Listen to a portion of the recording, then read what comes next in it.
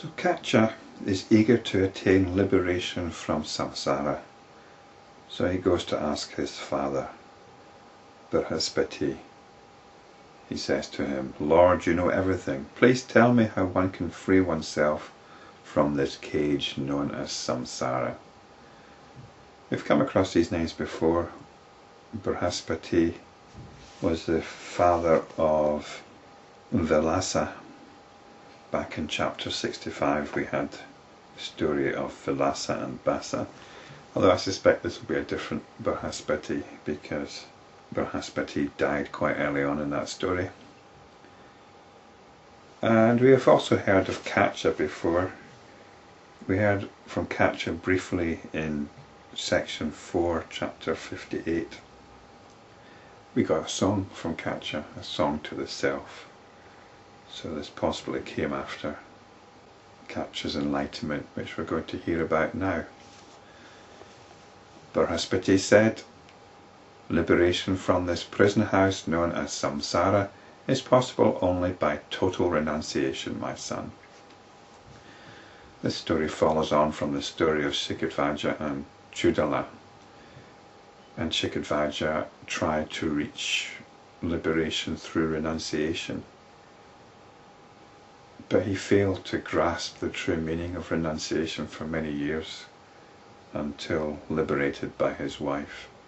So this is like a condensed version of that story.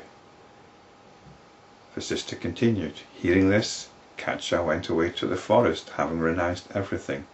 This was the traditional way of doing it. Brhaspati was unaffected by this turn of events. Wise ones remain unaffected by union and separation. And Brhaspati must have known that his son had got the idea completely wrong.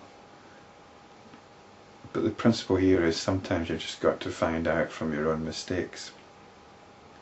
After 8 years of seclusion and austerity, Kacha happened to meet his father once again and asked him, "Father, I have performed austerities for 8 years after renouncing everything.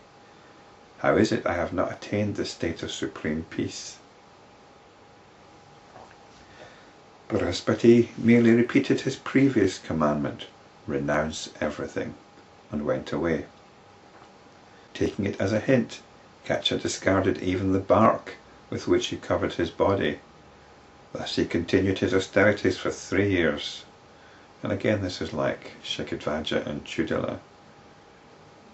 Sikhidhvaja was an ascetic, and being told that he hadn't given up everything, he burnt his shelter and burnt his clothes or gave them away and gave away all the paraphernalia that even ascetics carry around.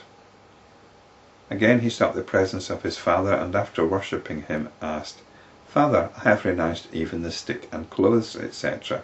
I have still not gained self-knowledge." Brhaspati thereupon said, "By total is meant only the mind, for mind is the all." And mind is the sum total of all our notions that we identify with. Renunciation of the mind is total renunciation. Having said so, Brhaspati vanished from sight. Kacha looked within in an effort to find the mind in order that it might be renounced. However much he searched, he could not find what could be called the mind. I wonder what he was searching with. Unable to find the mind, he began to think, "The physical substances like the body cannot be regarded as mind. Why then do I vainly punish the innocent body? I shall go back to my father and shall inquire into the whereabouts of the terrible enemy known as the mind. Knowing it, I shall renounce it." Having thus resolved, Kacha sought his father's presence and asked, "Please tell me what the mind is, so that I may renounce it."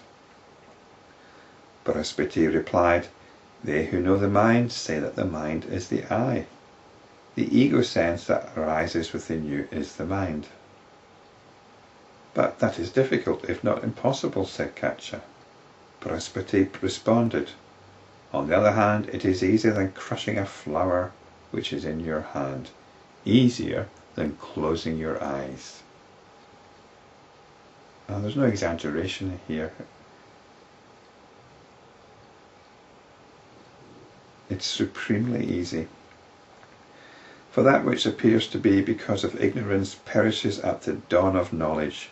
In truth there is no egosense.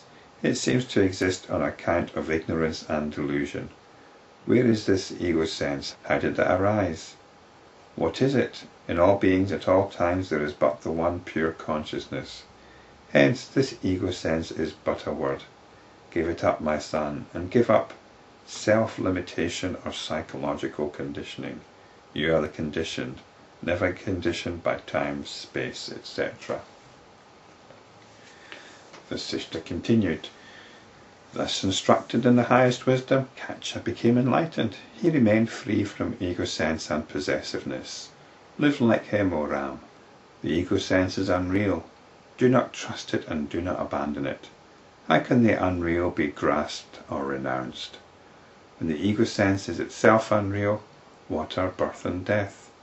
You are that subtle and pure consciousness which is invisible, free from ideation, but which encompasses all beings.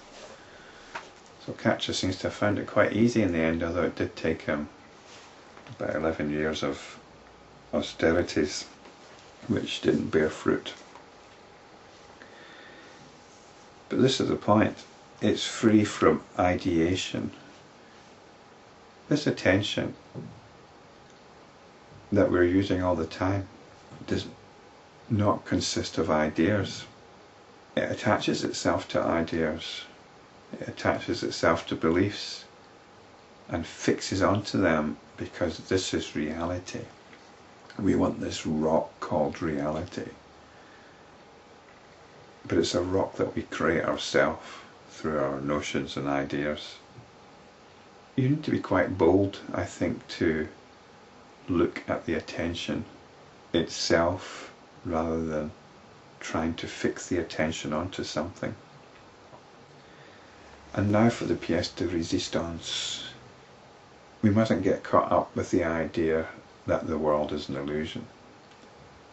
It is only in the state of ignorance that the world is seen as an illusory appearance. In the vision of the enlightened, all this is seen as Brahman. So we give up our false identifications and then we make ourselves open to everything. We turn the attention to itself, but that's only part of it. We need to be open to everything. In turning the attention to itself, we don't reject anything. So we don't get caught up in some reality, illusion, dichotomy. In the vision of the enlightened, all this is seen as Brahman. Abandon the concepts of unity and diversity and remain blissful. Do not behave like the deluded man and suffer. And we'll hear about the deluded man next.